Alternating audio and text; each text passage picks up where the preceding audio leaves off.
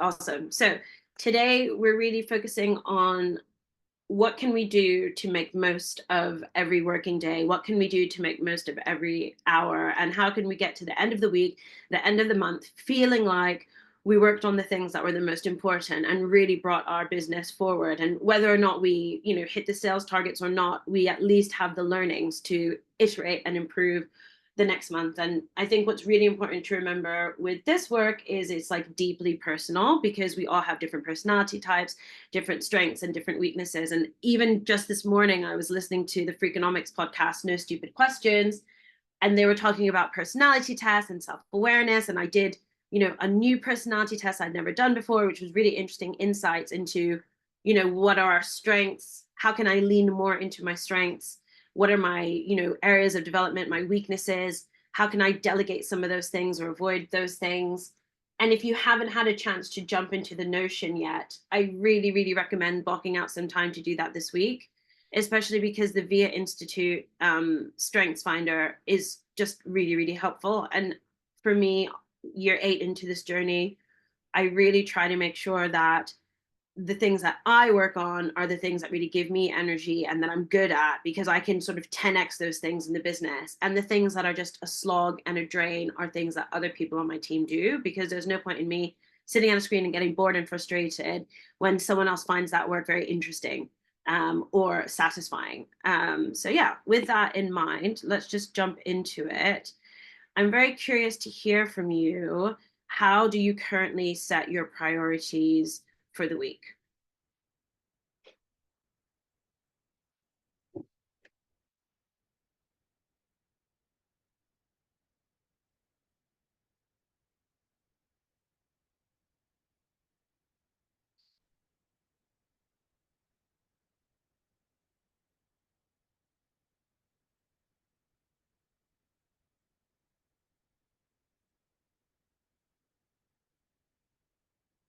So in the case of my business, Hustle Crew, I actually have like a template. Each person on the team, myself, head of operations, head of business development, head of learning and development, will fill out the template in terms of, this is what I'm working on clients wise, this is what I'm working on team wise, this is what I need help on, here are my ongoing projects. So this is really what helps us set our priorities for the week. And that's very much linked to the data that we're tracking. Okay, awesome. So someone said that they look at what's there on their to-do list and order them accordingly. I'd be very curious to hear how you order them. Is it based on urgency? Is it based on... There is no method to the madness. It Okay. is, what have you not done that you were supposed to do last week? Yeah. And get that shit done. And Yeah. even that, it's like, okay, sometimes you're just moving things up and down. And so I wish there was more of a method to the madness. But when I think, not even I think, I know, because it's me doing everything. It's, Yeah. you wake up in the morning, you're like, oh, this is important today because you said you were going to get this to someone yesterday. And that sort of kind of back and forth, run up and down like a headless chicken. So yeah, not very good. Not very good. I hear In my you. humble opinion. Okay, so you would be a very good candidate for a tool called the Eisenhower Matrix, which is just mapping things against urgency and priority. Urgency, and I know it, and the thing is, I know the tools. My challenge is using the tools where I'm at. Like, I Yeah. know that they exist, and I know that I need to use them, and I think I've got to almost challenge myself to use the tools, because what's the point of knowing them and not using them? Yeah. And I don't literally draw it out, but sometimes it's just asking myself, do you need to do this now? Do you really need to do this right now? And even that question is really powerful, because you can be like, actually, no, I don't need to do this now. Okay, well, what do I really need to achieve before lunch? What do I really need to achieve before the end of the day? Because our brains will automatically draw us to either what feels interesting or what feels easy. And asking yourself, like, do I really need to be doing this right now? Like, can this, or even another way, can this wait for tomorrow? Can this wait for later? And if you get into the habit of asking yourself that, you will automatically start working on the things that are more urgent or more important. Someone said using Asana to plan ad hoc tasks alongside running deadlines? Cool. Who said that? And are you also using time blocking in your calendar alongside Asana? Curious to know more.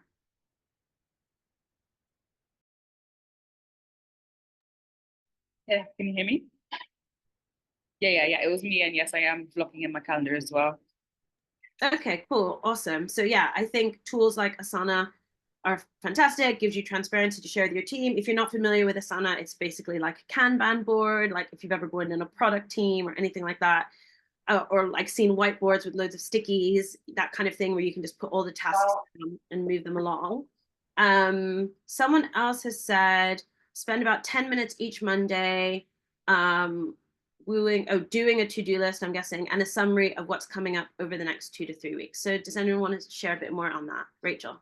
That's me. And I think, like Ramat said, because it's me that's doing it, I kind of know what I need to do first. There isn't much of an order. I think I've got better since working with you, Abadesi, at being Nice. like, what do I need to do first? And then using that Pomodoro method that's really helped. Nice. Keeping my focus. So that's helped. And I've started doing like LinkedIn posts because I spend so long doing them. I've started doing them in the evening, like the night before, rather than in the morning, because in the morning is when I feel like my brain is in a good place. So I don't want to waste it on LinkedIn. Preach. Honestly, like I will do a really similar thing where it's like I'm waiting for dinner to finish in the oven, and I'm going to be on social media anyway, so I might as well be using it for my business. Get on Instagram, get on LinkedIn, use the scheduling tool and post something for the next day. So yeah, I'll just move this along. If anyone else wants to jump in, Sharon, did you want to kind of add anything on this? I know it's quite early for you, so take it as you need. It's fine. I'm just getting my daughter ready, so I'm listening, I promise. Okay. For me, I'll be honest, since I still work a full-time job, I'm like, okay, these are the things I need to do. And I tend to do them at night once she's going to sleep. So it just kind of helps. I'm like, okay, she's down, and my husband, he has to go to work early, so he goes to sleep early. So that's my time to be able to focus. But you all just said something that made me think about it, because I agonize over, okay, I know I need to start posting on LinkedIn, but I'm like, okay, what do I put on there? And I agonize over that versus, oh, I could do some other things that are more beneficial and then kind of think about that later. But you gave me some great helpful hints last week, and I've been thinking about how to incorporate that. Nice. And so I'm like, I don't have to make it as hard as I'm making it. And so I think that's going to help me. Yeah. Absolutely. Yeah. I'm always surprised by what goes viral on social media, because it's never what I think is going to go viral, quite disappointingly. I'm like, this is the post, this is the one. And then it gets 2 likes. I'm like, oh, okay. And then the one I just put out there somehow resonates with people. But I think it's really important to give yourself grace. I try to give myself grace. There are some weeks where I'm just like, pew, pew, pew, priorities, priorities, priorities. There are some weeks where I'm just like, no, I can't. Like, I'm barely able to show up, let alone work on the things that are hard. The fact that my laptop is open is already a win.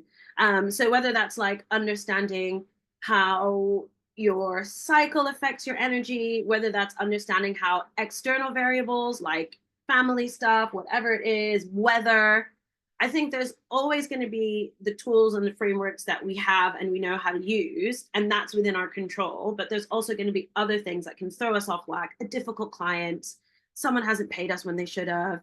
And I think it's really important to recognize that when these outlier events happen, you're more likely to stumble on your priorities. And maybe that's okay. Like, you don't need to be on it every week. Maybe as long as you're on it half the month, that's good, because it's better than not being on it at all. So consider that as well. So hang on a minute. Yeah. One of the things that I just wanted to kind of share in terms of what I see working for me and things that I've seen when I've worked in, like, you know, high performance teams like at Amazon and Brandwatch and stuff like that, is if you are unsure what is important and what is urgent, just use the Eisenhower matrix. I'm not saying you have to do it all the time, every day, but if you're just like, oh, this proposal, or, you know, my budget for next quarter, you know, write them all down on a sticky, map it all out, find an Eisenhower matrix tool online, draw, you know, the little square on your journal, whatever it is, and map those things along. And those things can change throughout the week. maybe as you look at the week ahead, it's like high value clients and leads that are really important. So that's a situation that I've got this month, maybe not my weekly priorities, but certainly my monthly priorities. There are a few sort of 6-figure clients that are supposed to be hopefully closing sometime before the end of the year. So it's really important for me to do that middle of the funnel work. One of them's coming back from holiday soon, another one's going away soon. So there's just a few things in my calendar for high value clients where I know I need to do some very creative checking in, just to keep those things moving forward. Another way to set your priorities could be, what are those KPIs that are lagging? If you have, if it's been a bit quiet on the inbound inquiries, maybe it's going to be a marketing week for you. If it's been a bit quiet on the LinkedIn, on the Instagram, on the emails, maybe this is just a week where you're like, right, got to jump into Canva, got to build some assets, got to make some case studies, got to make some testimonials. If you just feel like, gosh, I haven't heard any updates on anything, maybe this is a chasing week. Maybe this is a week where you're in the emails, going back to the old threads, digging up something interesting that you can share. You are the best person to assess what health metrics are showing a bit of weakness here, right? You're the best person to audit your business this week, this month, this quarter, and go, ooh, what's a bit quiet? What's a bit, low? Another thing that I think is really important in terms of weekly priorities, we live in such a productivity obsessed era. We don't actually prioritize the things that keep us healthy and productive, right? So one of the things that I do is schedule my workouts. When am I going for a run? When am I going for yoga? When am I having PT? Oh, I need to build this proposal. I need to update the website. When am I doing that? Whatever is essential for you, school runs, caregiving, I don't know what, doctor's appointments. Those also need to be here. Meeting up with your girlfriends, wine o'clock, I don't know. But if you don't put it there, then when your client emails and says, oh, can you do this call Thursday at 7? And you're like, oh my God, I really want this deal. Yes, I can. And then, later that evening, your friend reminds you, cool, see you Thursday at 7, can't wait. You're like, oh crap, double booked myself. So whatever is important to you, get it in the weekly schedule. If it's a recurring thing, make it a recurring slot. And the final thing I'll say here is setting boundaries. So Rachel said earlier, morning is a really productive time for her. So if she doesn't want to use it doing things that she can do in a low energy mode, right? If she's high energy, she can do high energy things. She can save LinkedIn post creation or whatever till later. I have a similar thing. Like, I don't have notifications on anything. It's actually quite annoying for family and friends, I think. But I just hate having notifications because I think they, monopolize our attention. I am in charge of my phone. My phone is not in charge of me. I am in charge of my calendar. My clients are not in charge of my calendar. And, for example, I really avoid doing meetings on Mondays and Fridays. I like Monday to be like a planning day, priorities day, or, if I've had a busy weekend, workout day, whatever it is, Monday has to be the day where I'm powerful for the rest of the week. And in a similar way, Friday is my catch-up day because I do a lot of sales. I support my team on a lot of things. I make a lot of content. I don't want to have a Friday where I'm in meetings from 9 to 3 and then working late into the evening because I didn't clean up my inbox or whatever. So, we're going to talk a little bit more about boundaries, but I'm just giving you a bit of insight into the things that have worked for me. And really, I want you to just go away with these thoughts and think what more can I do to protect my time, to set my priorities and make sure these priorities are aligned with the business. So with that in mind, just really curious, how do you currently manage your time? I'll just give you a few minutes.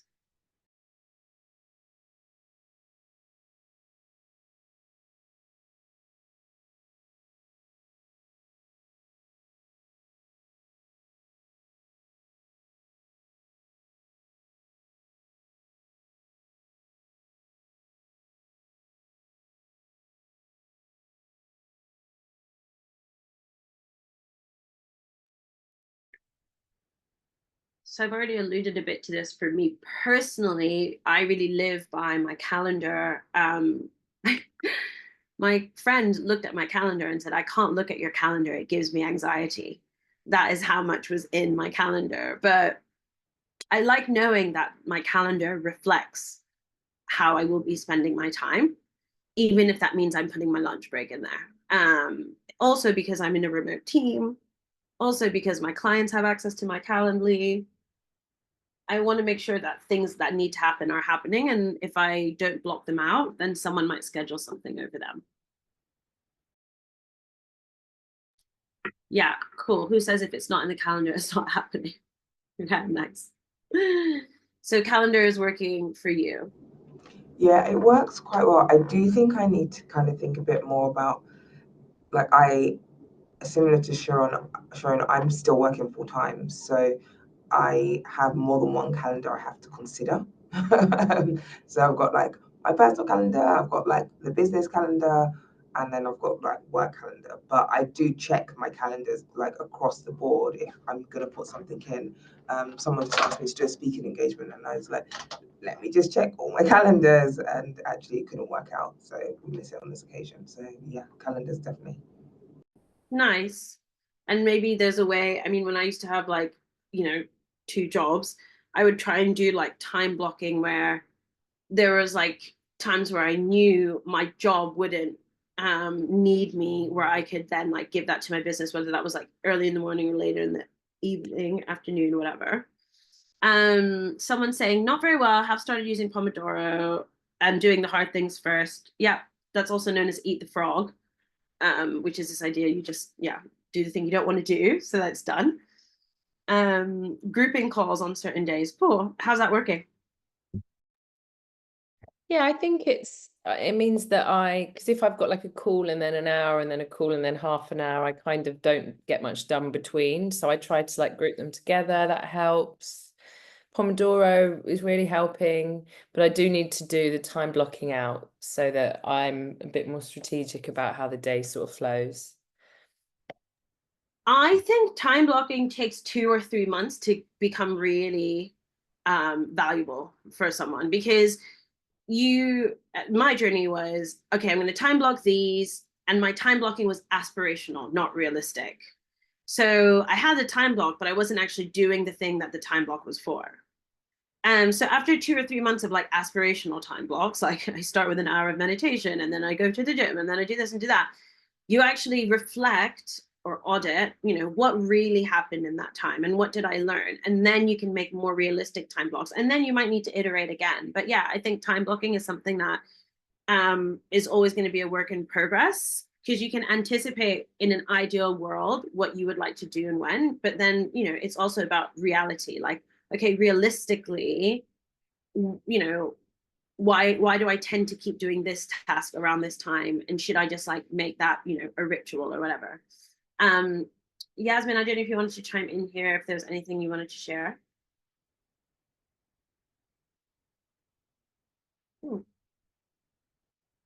So on the topic of time management, one thing that I really like to think about is sort of like habits and rituals. And there are going to be some habits and rituals that are really like sacred to you. So these are the things where if these happen, it's been a good week. If these happen, your mental and physical health are peaking. And if these things don't happen, you're going to finish the week kind of sad. You're going to finish the week kind of drained. So, everyone is very different, but I actually really like to use Sunday, some point in Sunday, to sort of plan my week ahead. I like falling asleep on Sunday, knowing that when I wake up on Monday, I know exactly what is happening and what's important. And also usually I'm sort of using that time to chat with my husband, like, what nights are you going to be in for dinner? Who's going to cook dinner then? All these kinds of life admin things. So for me, Sunday is really good. And the other thing I like to do on Sunday is like open up ClassPass, open up my gym app, and actually like alongside my work schedule, book in all my exercise classes. And this is something that's taken me like years and years and years to be realistic with. Like there were times where I time blocked gym or run, but actually having a booked class where it's like, if I cancel it, I have to pay money, or, it takes 12 hours.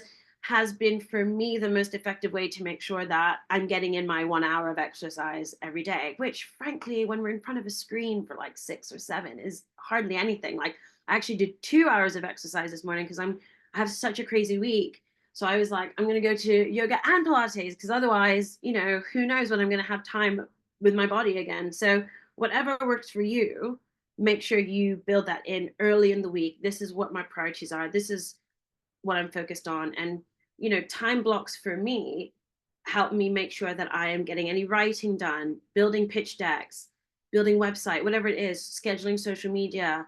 I've got to do a bit of accounting the next couple of weeks. So I've also created some time blocks for that. You decide what's important for you. You decide what's like that non-negotiable for the week.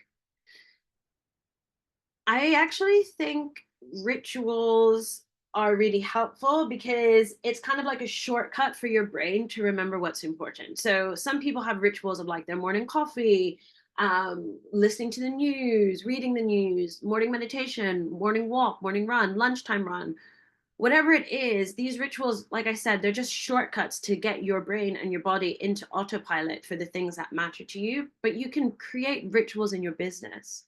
So as my team and I have a ritual of a weekly check-in every Tuesday, first thing in the day. Like I said, we go through our templates, you know, bit of small talk. How's everyone doing? La, la, la, la, la. Then we just go around the room. This is what I'm working on. This is what I'm stuck on. This is what I need help with. This is what I'm working on. This is what I'm stuck on. This is what I need help with. You know, we've been doing it for years. And it's just really nice to know that we have that time to get on the same page.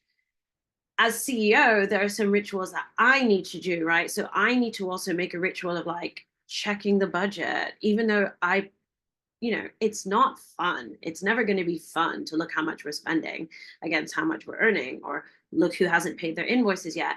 But if I make it a ritual, you know, it's that shortcut to making sure I do it. Another ritual, you know, checking the data on later.com. When are people engaging with our content? What's working, what's not? You know, this is not officially a ritual yet. I still forget to do it sometimes, but I'm trying to build that habit and make it a ritual so that all our actions are in line with the data.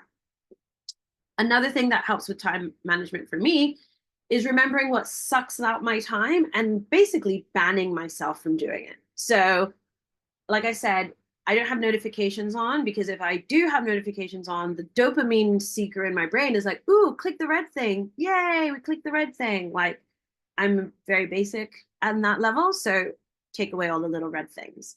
Same with checking inboxes. Checking inboxes is like the equivalent of like going to an exercise class and picking the lightest weight, knowing you can do a heavier weight. It's like I'm working, but I'm not really working. I'm not doing the thing that I know will make a difference. And that's how I feel checking emails are. It's like, oh, let me just check emails. That's a task. Yeah, but it's a pointless task. Like, you already set your priorities for the week. You already set your priorities for the day. Why are you in your inbox? Like, you know what you need to do. Unless someone's like urgent, important, money on the table now, take my money, please. 10 seconds to take it. Like, get out of there. And the same goes with calls with unqualified leads. Qualified leads, someone who is ready to investigate giving you money for your service, great. Someone who's picking your brains or la, la, la, la, no, sorry, this can be an email conversation. So make sure you know what your time sucks are and ban yourself from giving into the time sucks. The final thing I wanted to say around time management is you should get into this headspace where you kind of understand what are those like beginning of the day and beginning of the week rituals that ground you in your priorities and focus your attention. I have friends who literally have a weekly planner on their desk, you know, pen and paper, Monday, Tuesday, Wednesday, Thursday, Friday, Saturday. Beginning of the day, daily planner. This is, you know, what we're going to do today. Write the little to-do list. And similarly, you know, end of the week. What are you going to use your end of the day or end of the week for? So I also, you know, really like, and my friend laughs at me because she's like, why do you use like a tick box and a crossing the line? I just find it really satisfying. So my to-do list is like a tick box and the thing. And at the end of the day, I just like to go down my list, you know? And then at the end of the week, I also like to sort of like clear out my inbox and just make sure I'm like, yeah, resetting. So my homework for you is, what are your time sucks? How are you avoiding them? What are your essentials that need to be time blocked out? And then what are your beginning of the day and beginning of the week rituals that focus your attention and ground you in your priorities? And what are your end of the day and end of the week rituals that reaffirm your boundaries and allow you to reflect and reprioritize? So for example, your end of the day ritual could be, I'm done for the day, I'm going to make dinner, no more work stuff, whatever that might be. So I'll just pause there in case anyone has any like questions or thoughts, how to take this away and put it into action.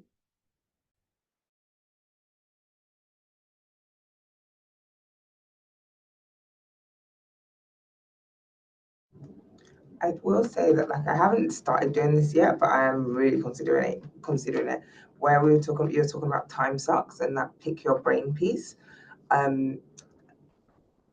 There's someone was like a lot of people have said like you should just charge for that time. So if someone wants to pick your brain, it should be an option. Like one of your Calendly options could be pick my brain for £150. If you really want to spend the money to pick my brain, then here you go. If not, I've got enough things online that showcase what I do, or the information I share if you've been sharing. So I haven't done it yet, but I feel like I'm in a space where I can eventually. I should do that because I just haven't, and it's annoying.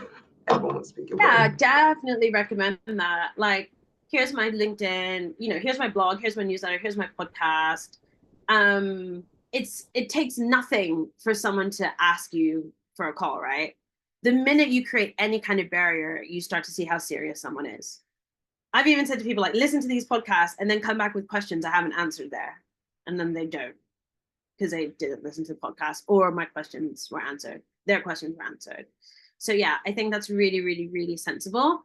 It's about scarcity mindset as well, right? Like there's a point in your career where you really feel that you have to say, yes to everything. But then you get to a point where you're like, actually, I feel confident that the right things will come to me. What's for me will find me. And, I can put a boundary up here and say, I don't just jump on, I don't have the capacity to jump on a call. But if you are interested in consulting, you're welcome to like book something based on availability, or, read more here. One other thing I'll add to that is LinkedIn allows you to have an auto reply. I have an auto reply, which says, oh, nice. This is a busy time for me.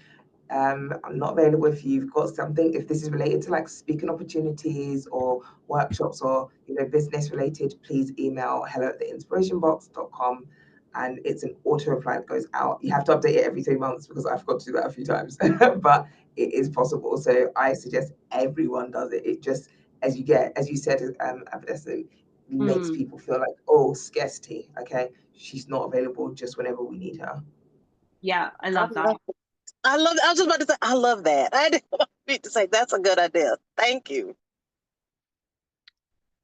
So the last part of this is really around boundaries, and boundaries is a topic that I feel really, really, really strongly about, because I think as women in patriarchy, also like a lot of us, coming from like global majority cultures, like all this kind of stuff, it's like really difficult for us to have boundaries without feeling selfish and without feeling guilty, without feeling like we're bad women. And when you don't have boundaries, you just end up burned out and tired and sad. And for me, what has been a really powerful way to uphold my boundaries is to remember the times where I was like running on empty and like, depressed and sad and unable to do the things that brought me joy, because I had spread myself too thin, or I had let other people dump on me, and I hadn't, expressed my emotions and what matters to me. And so if you're still on that journey of like, having the courage to say no, having the courage to be disliked. Like, I don't need people to like me, especially when it comes to work. I just need them to respect me. I I'm not the teacher trying to be your friend. I'm the teacher just trying to get you the grades. Catch you later. Have a good life, you know? So my question for you is, how do you protect your boundaries right now? You know, how do you make sure that your cup is full, you know, that you are the authority on your time, you are the authority on your needs, your emotions, no one else, not your clients, not your family, not your friends. While you're thinking of that, I'll just say that this book like really helped me a lot. It's by Nedra Tawwab. I see Ramat clapping. Set Boundaries, Find Peace, A Guide to Reclaiming Yourself. You know, she's a therapist. She's helped loads of people with boundaries problems, boundaries across personal, professional, get their shit together, for lack of a better word. A lot of people with boundaries issues are people pleasers. I used to call myself a helpaholic, just obsessed with helping people. You know, moving to a place of self-worth, self-esteem, and security, where I realize I don't need to be in service of people for them to want me in their life. I don't need to be in the service of people for them to respect me. And in fact, the more boundaries I put up, the more respect I get. So big learning for me.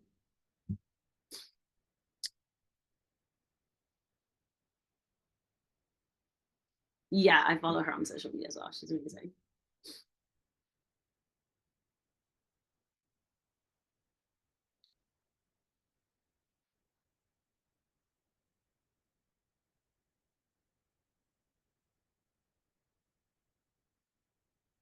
So I have 1.5 days off with my kids. I never have calls on those days. I'm gonna guess that's Rachel on the sofa with a sick kid. But aside from that, no boundaries. Definitely it's hard when you're a caregiver. I think that's because people who are not adults yet don't understand boundaries. I've had my goddaughters follow me into the toilet. I was like, don't know what you're expecting to see. I am just gonna pee, but fine, you're welcome to come along. So maybe give yourself a bit of grace, but then there are boundaries that you can enforce with partner, friends, clients. Ramat, thoughts on boundaries? Anything you want to add? No, I just think they're really important, and I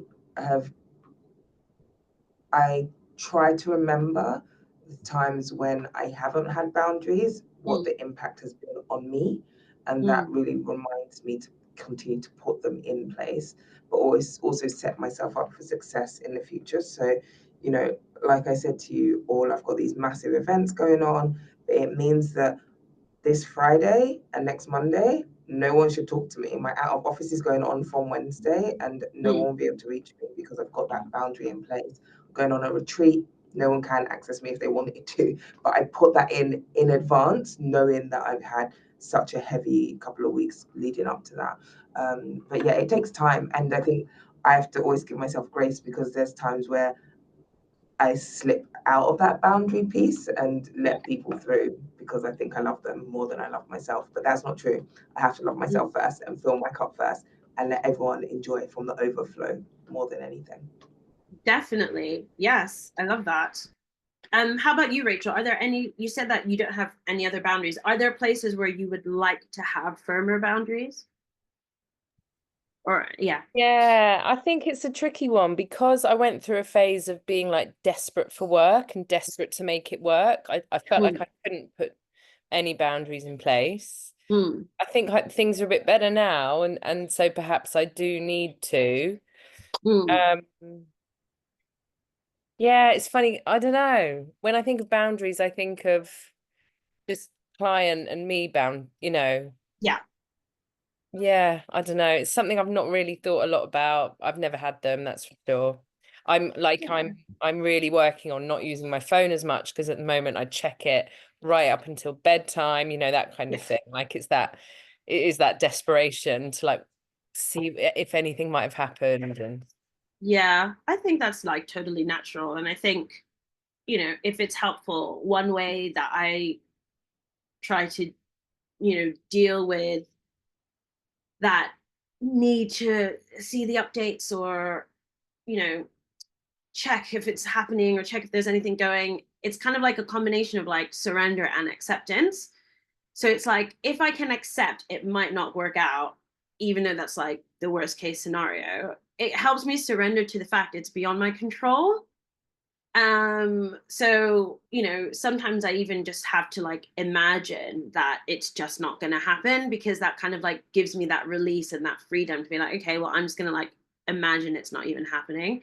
And that way I don't feel this need to like constantly check if it is happening. And then if it does happen, great. And that's awesome. But, that might be too pessimistic and cynical for you. So I'm not saying you have to do that, but that's something that's helped me in those situations.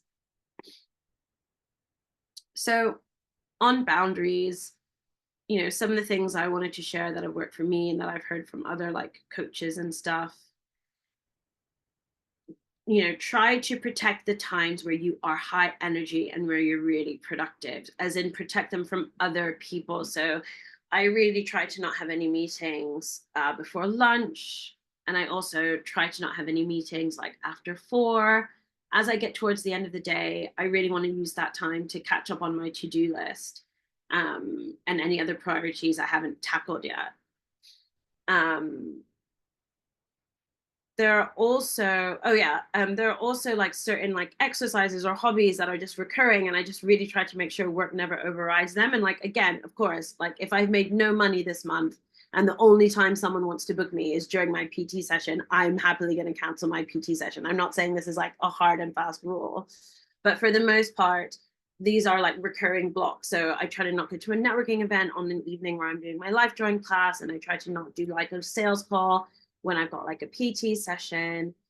And it just means that I can get to the end of the week, and whether or not that deal happened, whether or not I heard back from that client, I've done some things that have given me energy and made me feel positive. Another thing that I do is I just don't take breakfast meetings. Like, I know people are like super into them, but like, fuck that. I don't want to take rush hour tube. And I just find it so hard to like get back into like thinking mode after I've spent like the first 2 hours of the day like chatting shit with someone over coffee and brunch. Like I'll meet you for lunch, I'll meet you for an afternoon tea, I'll even meet you for an after work drink. But like for me, like mornings are so sacred. I could achieve in 1 hour in the morning what might take me like 2 or 3 hours in the afternoon after I've had like lunch and 2 mini biscuits. So like I just think whatever works for you, do it.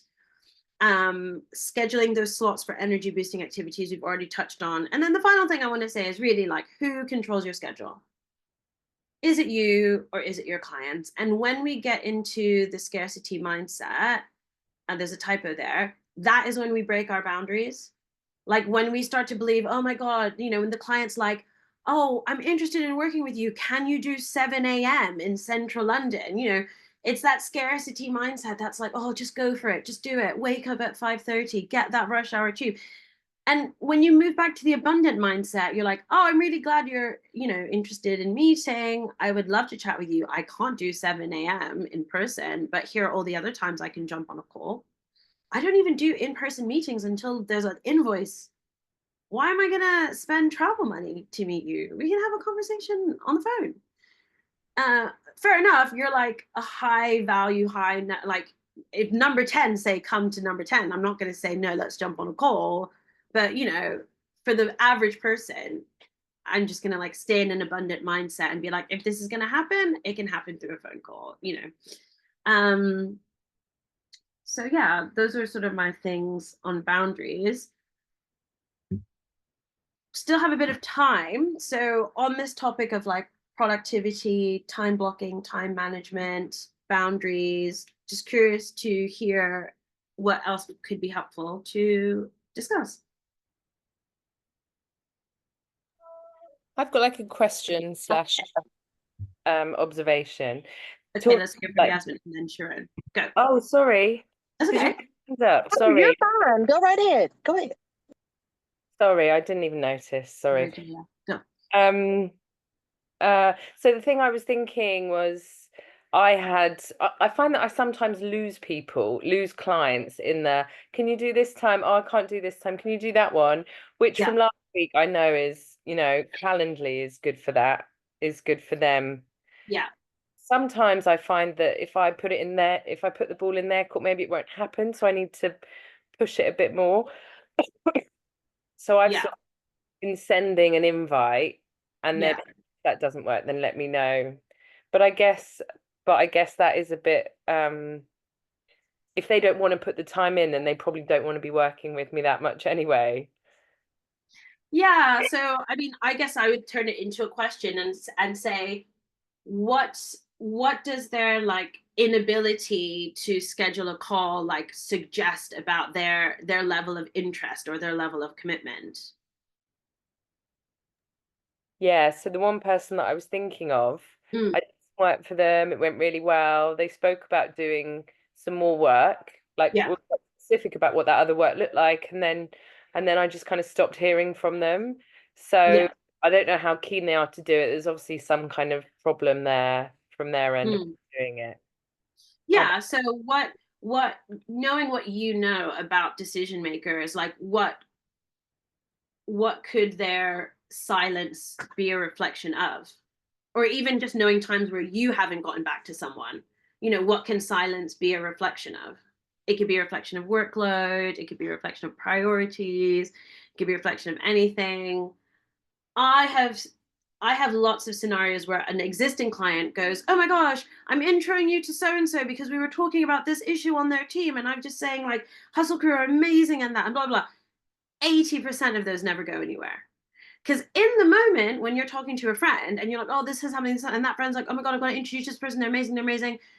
Your friend is assuming that you've got budget, you've got sign off, you've got money, la la la la. And you're like, yeah, please, yeah, go ahead, do it. And then when it actually happens, you don't follow up because you're like, oh, I've been on the website and I can't afford them. Or, I was kind of just venting. I didn't actually want help. Like, they have this thing and they say it's really good to use in relationships. If someone is complaining to you, you ask them, do you want to be heard, helped, or hugged?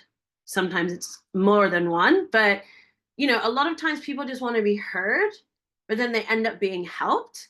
And I am the help.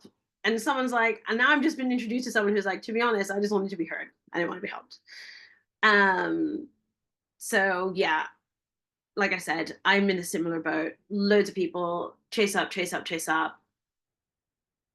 I don't think it's the lack of me chasing them that is holding us back from collaborating. And I keep thinking about what you said about red flags not turning into green flags and taking a bit of a step back as well. Yeah, there you go. Thank like you. I said, sorry again for butting in. Oh, no, not at all. But, again, also that kind of like acceptance. Like there was a point earlier this year where I was like, I might not make any more revenue this year. And, I was sad for a few days, but then I kind of looked at the P&L, looked at what we could carry over from last year's profits. And I actually ended up booking a yoga retreat because I was like, well, if we're not going to be busy, might as well have fun. But, I think it's also that point where you can kind of like accept where there is abundance, even if it's not necessarily in the pipeline or in the inbox replies. Sharon? No, I was just listening like, that's good. No, I just need to do them. Like boundaries, I used to have a hard time. With, but they're getting easier and easier. The older I get, I'm like, no, because, and just what she said, you think about what happened to you and how your life is without them. So with them, they're much better. So I'm like, I just need to do them. And that's it. I just need to make sure they stay in the forefront. That's all. Yeah, definitely. And I mean, it takes a really long time for things to become habits, like 2 or 3 months of consistent doing. In my case, like 2 years, like I'm just a bit slow. I'm a bit stubborn with the old ways. So, you start now, think of what you'll be like next October and the October after that with your boundaries, with your priorities, with your time management. Even being able to ask yourself the question, how am I, managing my time? How am I setting my priorities is already a very powerful habit than to not ask yourself that at all. So Yasmin said, perhaps one question, how do you build relationships with other key people in a respectful way in case your decision maker leaves? I think it's really important to like tie that into what we talked about in other sessions around like building your audience online and like generating leads, because if you can position yourself as like a thought leader, an expert, or like, you know, a convener of people in a community around this topic, whatever it is, then you have like a value proposition for the whole network of that organization, right? Not just your point of contact. Like if I think of some of my clients, okay, maybe I got in with the sponsor who leads D&I, but since then I've been linked to someone on the Black Employee Network, especially in like matrix organizations, large enterprises. It's like, okay, we've done work with the NHS, so I've got decision makers who are like in the design team of the NHS. I've got decision makers who are in the anti-racism steering group and the Black History Month. So I think it's just about trying to connect with them on LinkedIn, add them to your mailing list, invite them to your, you know, webinars, send them your resources. It's about building the community of people who benefit from the work you do and like will be your future customers. So yeah, I think, you know, it's homework for all of us really. What does our community management strategy look like? Because it has to be bigger than sales. You know, if we're only thinking about contacts if we're only thinking about contacts in the context of sales, then, you know, we get to the end point where we've, you know, delivered the work and then the perfect journey ends. But this is why those, you know,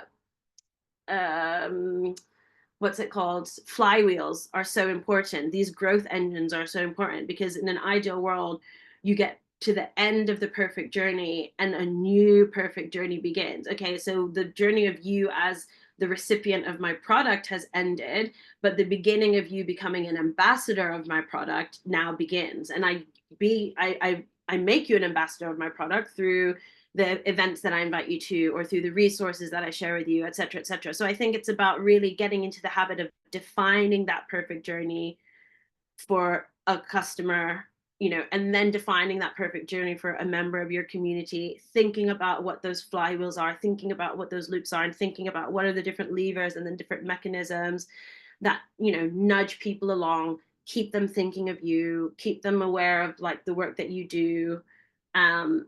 And I'll be honest, you know, I haven't perfected it in my business either. I think the one thing that has helped me with that is building my personal brand in parallel with Hustle Crew, because there are people who, you know, maybe did some work with Hustle Crew, but then we're just like, oh, Abadesi is very interesting. I'm just going to keep seeing what she's talking about and what she's working on. And in a way, that's sort of been like an informal way to manage community. But I definitely want to do more work, you know, under the Hustle Crew umbrella, where people who are in a company interested in inclusion, interested in the future of work, can be supported, even when they're not a budget holder, even when they don't have training needs, purely because they're just the kind of worker that's interested in these things.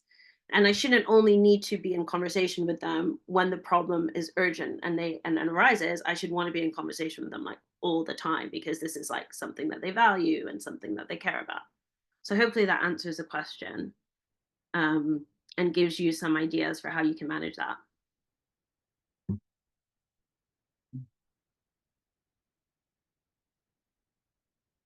Cool. What else? I guess maybe a good homework on that is to just, like I said in the last session, try to think of like brands where you are participating in a loyalty program, or any sort of brands where you are like happily receiving their newsletter, like happily, you know, following them on social media. It might have been a while since you bought something for them. Maybe you've never even bought something for them. I mean, I have email newsletters from people. I was like, I've never even bought anything from you, but one day I might. So let me just keep reading. Let me just keep clicking. But I think there's a lot of inspiration that we can take, because we know what it's like to be in a community, of a brand or a company, and we see how we are being managed in that process to like be an ambassador for them, or, you know, talk about them in our circles. So, you know, we could just like copy what we like and use it in our own business.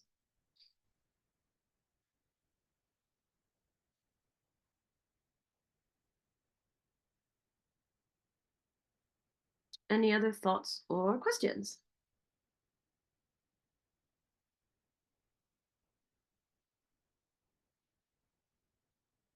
Okay.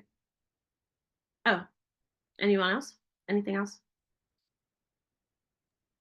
Sorry, my daughter's like really whiny now, so I can't really come off mute that much.